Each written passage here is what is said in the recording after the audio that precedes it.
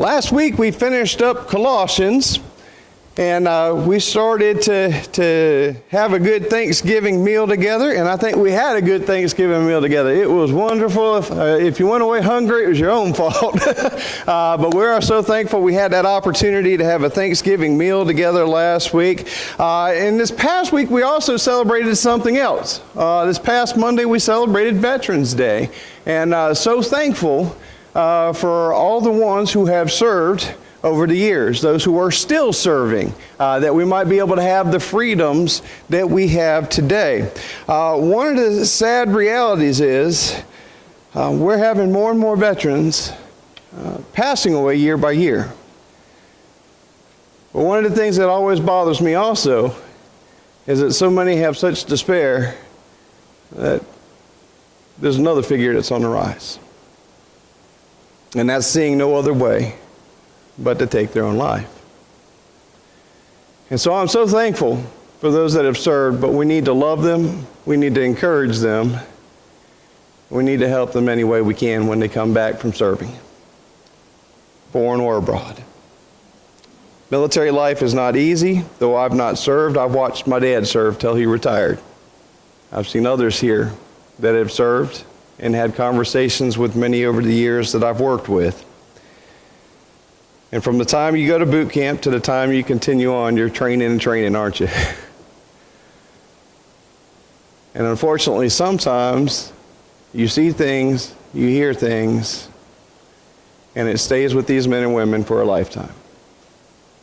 And so this morning, I want us to think about what they've gone through, but I also want us to think about how if we're living for Christ, there are certain things that are going to continue to give us struggles as well in life. And so we're going to look at a soldier this morning. We're going to look at a man named David. He was a shepherd. He was a soldier. He was a musician. He was the psalmist who put those prayers to songs, but he's also one who became king. But in all of that, he went through different seasons of life just like anybody else, but there was a time when David was running for his life. He was going to be the next king. God had already made that clear. The current king, Saul, wanted to have him killed, so he continued to pursue him.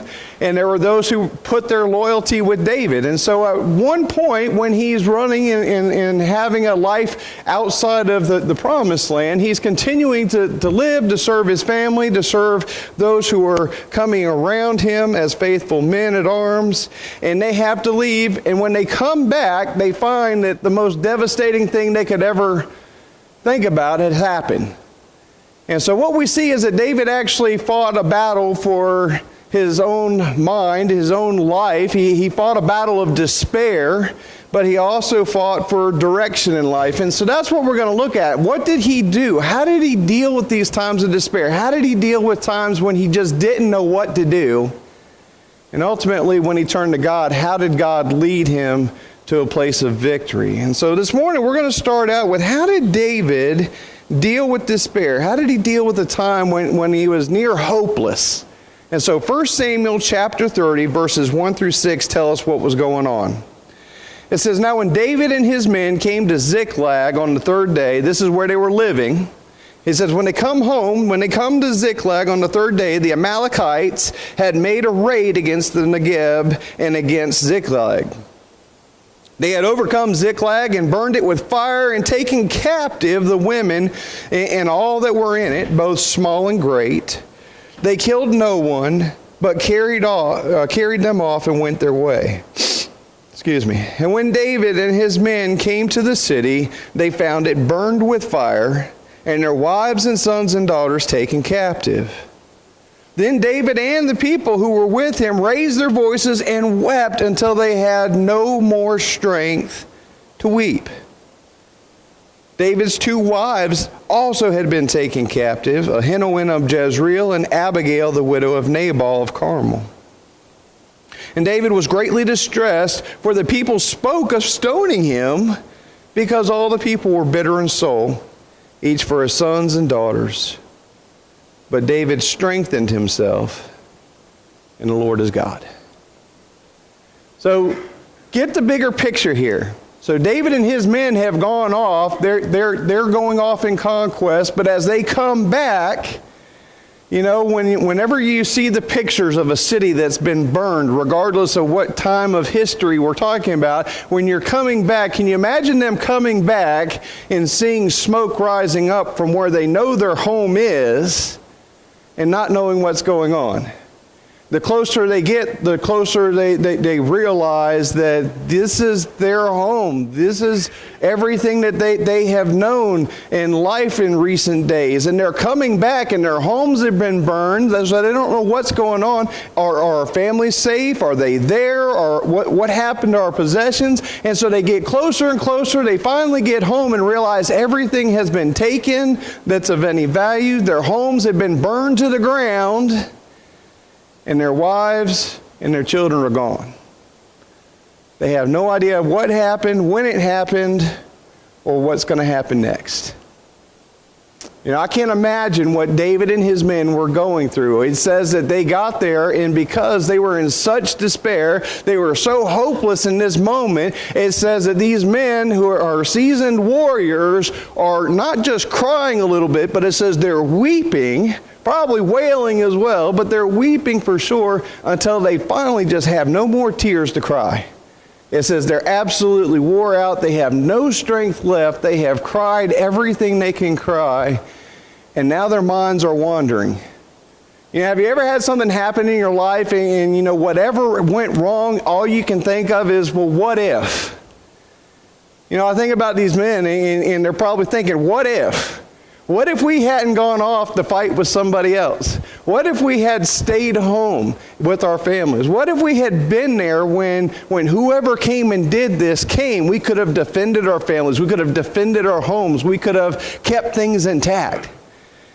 And so all the men, including David, are in this place of despair. They're thinking, what if we'd have been here? What's going to happen next? And they don't know how to handle this. You know, when we go through times of despair, it can cause a lot of problems beyond what we're already facing, can't it? You know, it begins to play on us mentally, and then it can begin to play on us physically. You know, there are times when we're just dealing with so much mentally that our physical health just begins to shut down. And so all of a sudden they're in this place, and David has an even bigger battle, because not only has he lost all of his stuff, we know later in life he had a lot of trophies from war. You know, maybe some of those have been taken for the moment at least, but he's lost everything. But then it says he's in the same boat as everyone else. He had 2 wives. That's another story for another day. But he had 2 wives, and it says both of his wives were taken captive. Neither one were there. Abigail and the other one, we see these 2 women, and they were important to him. Ahinoam was the one that gave him his firstborn son, Amnon. Abigail was the wife of Nabal. She had come to David in a time to keep David from doing something that he shouldn't do, and killing Nabal and his whole household because he had disgraced David and his men. And then when her husband died, David married this widow. But in the end, it simply says, look, they all had a family. Their family was gone. They've lost everything. But then when we're in despair, we begin to not think very rationally, don't we? When we feel like life is getting a little bit hopeless, we begin to think things that we shouldn't think. We begin to do things we shouldn't do. And so we need something to redirect that energy. In this particular case, David's dealing with the loss of everything, not knowing where they are, if they're still alive, if he'll ever see them again. But he's also having to deal with the fact that he's lost the respect of his men, at least for the moment. Because notice the scripture told us something else. It says not only is he dealing with despair in his own life, but he is also dealing with all these men that he's led again and again to victory. But now they're even talking about stoning him to death. Because, well, David, you led us away from our families, and now we don't have our families. And so when we're in a place of despair, it not only affects our physical health, our mental well-being, but it also affects the way we relate to other people. And sometimes we begin to put targets on other people, whether they need a target or not. You know, the same thing can happen in the church today. You know, we can get frustrated and upset sometimes, flustered because, well, why aren't we growing the way we are? And so sometimes a leader can get a target on their back. Well, it's your fault that we're not experiencing the blessing that we had years ago. And other times, sometimes, we could be doing things that are changing for the good, changing for the best. We're reaching more people, but those that are making waves against the way we've done things before can get a target on, because there's still, I have that despair. I want to hold on to what used to be. So there's a lot of things in the church and family and everyday life that can cause us to feel a little bit of despair about this isn't what's going on. This isn't what I know. This is different, and I don't know how to handle it. But 1 Samuel 30, verse 6 said, David was greatly distressed because the men were talking of stoning him. And he's not alone. Think back to Moses. When Moses first came to Pharaoh and the Israelites are enslaved, they're having to do what Pharaoh tells them to do. He comes and it gets even worse because he says, God wants you to let my people go out in the wilderness to worship me. And everything got twice as hard, and they started murmuring against Moses. When Moses finally leads them out of out of Egypt, they get going, and all of a sudden, everything starts going wrong. They don't have food, they don't have water, Pharaoh's army's coming, and they begin complaining, and they wish that they were dead or that Moses was dead, and they could go on back home. So whoever it is, we see that there are times when we all go through despair, when even friends begin to turn on us because of things that are going on in their lives. But notice what that last verse said. David realized something. Even though it seemed hopeless, even though everybody was in the same boat, David did something different than everybody else. It said, and David went to the Lord his God to be strengthened. So the first thing that we learn is when we begin to feel despair, when we begin to feel like life is hopeless, like things should have been a different way than they are, we need to learn to go to God. Instead of blaming ourselves, blaming others for our circumstances, he says we need to go to God. We need to say, Lord, this is what I feel. This is what's going on. Lord, I just need some wisdom. I need some help. I need some strength. I need to know how to deal with this. Because if I don't, I'm going to make some really poor choices, God. So that's what he's doing. He says, you know what? I don't know where else to turn. The only place I know to turn is to God, because he has helped me again and again and again. And so when we begin to feel that hopelessness well up within us, whatever the circumstances, the only way we can really truly battle despair in our family problems, when we have some kind of sin that seems to be trying to pull us back again and again, some habitual sin that seeks to destroy our relationship with God, his church, and our relationship with others, whenever we have a problem that's seeking to destroy us in our personal illness and pain, or even if we're just spiritually dry, where we haven't spent enough time praying, enough time worshiping with God, and we just feel spiritually dry, God says, then I want you to come to me. When you feel these things coming on, I have not rejected you. I am not so far that we can't get this relationship together and I can't give you the strength you need. Do what David did. Come to me in prayer. Come to me in your despair and bring your burdens to me and leave them with me. And so we need to admit that we're weak and need God's strength. We can do things on our own, but God says, no, I want to help you. I want to be there for you, but you have to come and seek my strength one day at a time. And when you come and seek my strength, then I can give it to you. But that leads us to the second problem that David had. Even after he came to the Lord, he was strengthened by the Lord. He was strengthened to know, God is with me, and God has helped me again and again. Every time I've come to him in prayer, he's helped me. But now what do I do? It's one thing to pray about a circumstance. Okay, well, that's great. I can pray. I can have a little bit of comfort knowing God cares. But now what? And so he gets his strength from the Lord, but then he does something else. Look at verses 7 and 8.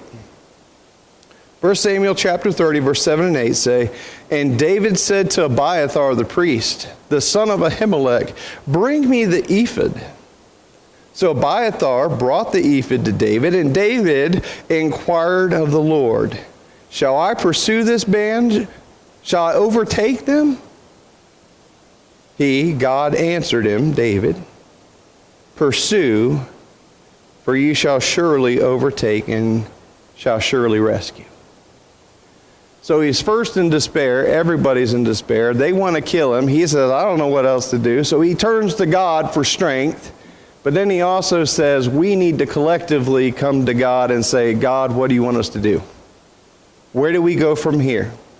You know, we don't know what to do. We don't know where to go. If we go, are we going to be successful? If we go, are we going to be wiped out like we think everybody else has been wiped out? Is it even worth going, God? And so notice what he does. He says, look, there's a priest that has been faithful to David, understands David is the chosen king to succeed Saul by God's decision. And so he says something. He says, you are a priest of God. You are the one that is set aside to lead us in worship, to pray on our behalf, to offer sacrifices. So bring the ephod. This was a special piece that God told Moses how to create. And it was something that the priest would have when he comes to God in prayer, to seek God's wisdom, to seek God's way forward in any matter.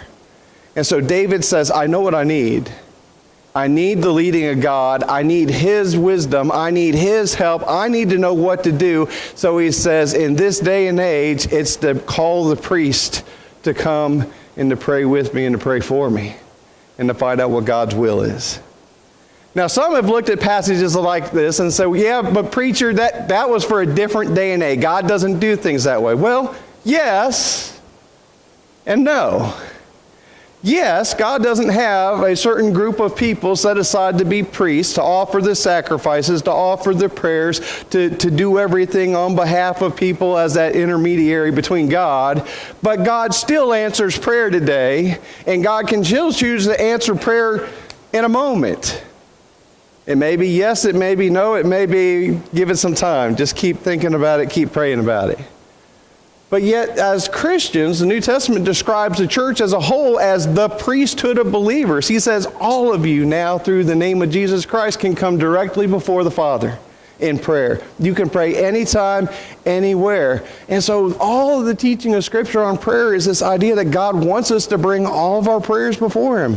Our requests, our thanksgiving, everything that's on our hearts, everything that's on our mind, the good, the bad, the ugly. He says, bring it all to me. I just want you to talk with me. But he also wants us to be watchful. He wants us to be listening. He wants us to be allowing him to work through his Spirit, through people, through our circumstances. And so David said, I can't proceed on my own. If I go in my own strength, I may very well be defeated and we'll all be wiped out. So he says, even though everything seems hopeless, I'm going to turn to God first, but then I'm not just going to turn to him and say, can you give me some strength? Can you help me to get my head on straight? He says, but I also need you to lead me and guide me so that I know how to move forward in life. Notice David was very specific. He didn't just pray, Lord, just give me your will. Have you ever prayed that, Lord, show me your will and I'll just do whatever your will is? You know, David gets very specific. He says, all right, I feel like your will is for me to do one of two things, either to just let it go and figure it out from here, or it's to go. And so he says, Lord, what do I do? Do I stay or do I go? Do I stay here and try to figure out a new life for myself and my men, or do we pursue these people? Lord, what is your will? If you want us to go, we'll go, but I want to know that it's your will. I want to know that I'm going to have success in this. And so sometimes maybe it's praying for a new job. You feel stuck, you feel dead, and you just can't keep on doing the job you've been doing. God, you know where I'm at. Maybe this is the right place. Maybe this is where you want me for the right time. I don't know. Lord, if you want me to find a new job, help me and help me to make the step of faith when that job opens. But Lord, at the same time, if I'm trying to do this on my own will, close that door. And so that's what David's praying. He says, I want you to open the door clear. I want to know, what do I do, God? And again, we still need to be praying this way. Lord, what do you want me to do? How do you want me to proceed in life? Do you want me to do this? Do you want me to do that? And so he's very specific. Lord, if you want me to go, I'm going to go. But I need your help. I need your wisdom. I need your guidance. And so what area of life do you need God's help in leading? What area do you need his guidance? I know I make some bad choices in life. I need to be praying more before I make some choices. We all do. And so notice what James 1 verse 5 says. We're in the New Testament, but it's the same principle. If any of you lacks wisdom, he should do what? Ask God, who gives generously to all without finding fault, and it will be given to him. But when we ask, we must believe. We must trust when God leads us in different ways. And so notice something. He's not just saying, Lord, I need your help, but I also need you to lead my steps. I need you to guide me in the decisions I'm making. Lord, I need you to help me know, do I do this treatment or do I not do this treatment? Do I let my loved one go into this particular aspect of life? Do I try to pull them away from that? You know, anything that we're going through, God says, I want you to seek my wisdom and I'll lead you and guide you. Sometimes the biggest problem we have is not asking God to lead us and guide us in the decisions we're making. And so he says, I want you to come before me. I want to give you the strength you need, but I also want to give you the wisdom to know what to do next. Notice in this particular case, he has the priest and they pray to God and he is very specific. This is my prayer, Lord. I need wisdom. Do I do this or do I not do this? And God gave him an answer. What did he say?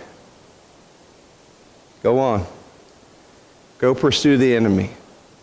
Go and you're going to have success. Go and I'm going to restore everything. Notice what God didn't say. He didn't say who was going to go with him or not go with him. He didn't say how it was going to take place, but he said, this is the right path. This is what you need to do. Go and I'm going to give you success. And so David went back to his men, and no doubt, and told them what was going on. Look at verse 9 to 19, a little bit longer passage, but I want to read the whole thing here. It says, so David set out. So he sought God for strength. He sought God's wisdom. What do? Go forward. Okay, God, I'm going to go forward. But then it says, so David set out, and 600 men who were with him. And they came to the brook Bezer, where those who were left behind stayed. But David pursued, he and 400 men. 200 stayed behind, who were too exhausted to cross the brook Bezer. They found an Egyptian in the open country and brought him to David, and gave him bread, and he ate. They gave him water to drink, and they gave him a piece of cake of figs and 2 clusters of raisins. And when he had eaten, his spirit revived. And he did not eat, for he had not eaten bread or drunk water for 3 days and 3 nights. And David said to him, to whom do you belong? And where are you from? He said, I am a young man of Egypt, servant to an Amalekite, and my master left me behind because I fell sick 3 days ago. We had made a raid against the Negeb of the Kerethites and against that which belongs to Judah and against the Negeb of Caleb, and we burned Ziklag with fire. Think about that for a moment.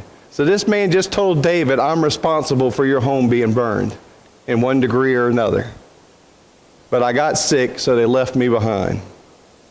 Pick it up. And he said, so he says he burned it. And David said to him, will you take me down to this band? And he said, swear to me by God that you will not kill me or deliver me over into the hands of my master, and I will take you down to this band. And when he had taken him down, behold, they were spread abroad over all the land, eating and drinking and dancing, because all the great spoil they had taken from the land of the Philistines and from the land of Judah. And David struck them down from twilight until evening of the next day.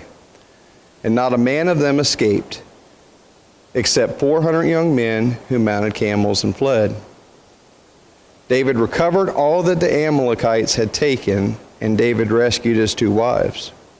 Nothing was missing, whether small or great, sons or daughters, spoil or anything that had been taken. David brought back all. David didn't know what was going to happen. Excuse me. When we think about this, David had no idea. They've cried every tear that they had to cry. They've sought the Lord. They've gotten direction. And immediately they're willing to go. Think about this. What would have happened if they were in such a terrible spot and God told them exactly what they needed to do and they said, you know what, I'm just too tired? What if all of a sudden God told them what to do and said, go and you're going to have success? And then, well, but I just don't know. How many of them are there? Is it too late? Have they gotten too far away? You know, what would have happened if David and his men had simply said, okay, God, give us strength. Give us direction. No, I don't think so. See, to be able to get through that next day, one day at a time, they had to keep coming before God for strength. They had to keep seeking his will. But when God revealed what his will was, then they had to step by faith. They had to say, all right, you've told us what to do. Now we're going to go. We're going to do it. And so in this case, David said, all right, you've always been with me before. You've given me the comfort I need. You've given me direction. I don't know how this is going to look, but guys, this is what God said. Let's go. All right, well, God's never led you wrong before. We're going to follow you, David. So it says that 600 people take off. They're ready to do battle, whatever they have to face. But then they keep going and they keep going, and we're not told how far they had to travel. But they got to a certain point. It says 200 of these guys were just absolutely wore out. Remember, they were coming home from one conquest, find this situation, and now they immediately pack up and get back on the road again. And so it says, all right, you guys stay here with the supplies. We're going on. So now you had 600. Now you're down to 400. And David said, that's all right. God didn't tell me how many people. He just said, go and I'll have victory. Guys, let's go. So everyone that was able, 400 men, they continue to go across the brook, and they keep on going. And then all of a sudden, again, there's God's hand of providence. Well, where do we go? Hang on, there's a guy over there. Somebody go get that guy. So it says they go get the guy and they bring him to David. They feed him. They give him something to drink. Get him so that he's had some health restoration taking place. And now that he's able to actually be in the right mind and talk to David, David asks him, hey, who are you? We've helped you. Now help us out. And he tells him, he says, unfortunately, I'm the one that you're probably looking for. Because I'm a slave to this man that's an Amalekite. I'm from a different country altogether, but I'm doing what I've been told, and we've raided all these different places, and we burned Ziklag. I don't know about you. God told me he was going to give me success, and part of me would be like, okay, you just told me everything I need to know. You burned my home. You took my family. They're not here. Let's just execute you, and we'll keep on going. But David had another problem, didn't he? Where are they? One of the things we know about the Amalekites, they were able to strike hard, strike like they did, and get away almost like ghosts. They didn't know where they went because they struck so hard. And so David says, hey, you know where they went. You know where they were headed. Will you take me to them? See, God gives us a lot of wiggle room, doesn't he? He tells us what we need to do, but then he allows us sometimes to make other choices along the way to figure out how do we accomplish this. So he says, will you take me to the rest of them? And he says, as long as you don't kill me or give me into their hands, I'll take you wherever you want to go. And so he leads them to them. And notice what's going on. Again, God knew what was going to happen before David ever got to this point in the story. God knew what was going to happen. He said, you go and you're going to have success. There's only 400 of them. We don't know how many Amalekites. It doesn't say. But he got there, and they already had an advantage, didn't they? Because they've taken all this stuff. They're high on just the victory that they've had. We've burned the city. We've got all this stuff. We've got all these extra people to do what we want with. And so it says they're eating, drinking, and dancing. In other words, they're celebrating. So what happens when you've had a little too much to eat and drink and celebrating? Well, you don't think right, do you? You can't react as quick, can you? And so all of a sudden, David and his men are able to go and do battle. But it wasn't quick either, was it? It says they started at twilight and they went till evening the next day. So they're already wore out. 200 couldn't even finish the trip, and yet God gave them the strength physically for battle and gave them the victory. Notice what ultimately took place. It says David was able to restore all. Everything. Every last coin. Every last piece of clothes. Every last person that they had taken away was restored. There wasn't a single loss. Think about something else. God blessed him beyond what he was hoping for. Because now that he has his family and all of their stuff back, they also had gone after 3 other places, hadn't they? And they had looted those places, and so all was restored. So he was able to be even more blessed in all these other ways than he was before. But it took him first coming to God for strength, second asking, what do I do? And then saying, Lord, I'm just going to trust you. I don't know how this is going to look, but I'm going to go one step at a time, and I'm going to trust your leading. And so as he did, as these men followed David, they began overcoming one thing after another until they had victory. You know, when we follow God, it requires action on our part too. Notice James said if you lack wisdom, then you have to do something. You have to pray. You have to ask God. You have to seek his wisdom. You have to seek his strength. When you don't have, he says later on in that same book, he says you don't have because you haven't asked. So again, there's something we have to do. We have to ask the Lord for the things that we're seeking. He says, but you also don't have because when you do ask, you have the wrong motives. So we have to ask, but we have to ask for the right motives. David didn't seek God's wisdom to say, all right, do I go take revenge on him? He says, no, what do I do? Do I go pursue him? And he said, go pursue him and you'll have victory. That's all he knew. But it wasn't about revenge. It was about, God, what is your leading in this particular instance? Should I pursue or not? Pursue. Okay, I'm going to do it. What is it that you need? What is it that's been stolen from you? Think about it. If we're in despair, if we feel hopeless, it's because something has been taken from us, you know. Maybe you're in despair because a job's been taken away. You know, how many people have lost a job and they instantly feel this despair? How am I going to pay my bills? How am I going to eat? How am I going to take care of my family? Lord, where am I going to find a new job? Maybe despair comes because you need a new job, because it's not doing what needs to be done in this moment in time to be able to take care of family, friends, yourself. Maybe you've had peace stolen. Have you had peace stolen from your life because of your circumstances, because of relationships, because of whatever? God says, I am the one who can restore a kind of peace that this world can't give you. So even if you can't have peace with the person you want to have peace with because they don't desire to have that kind of peace, he said, I can still give you a comfort and a peace in the middle of it. But you have to seek me. I can restore a type of peace that you can't get anywhere else. Sometimes we have hope stolen from us in general. We look at the world around us, we look at our health, we look at the loved ones that we have, and we just kind of, what can I do?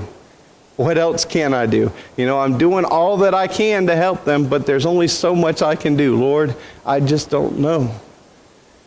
So again, in everything that we go through, God says, I want to help you one day at a time, one decision at a time, one moment at a time. But you have to come and seek my strength. You have to quit trying to do things on your own strength, on your own will.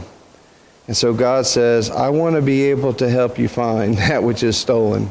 I want you to be able to find the hope that is beyond this world. I want you to be able to find a joy that only comes from a relationship with me and my church. I want you to know that you have other people to support you that you don't even realize sometimes that you have to support you. We're going to talk about that some tonight.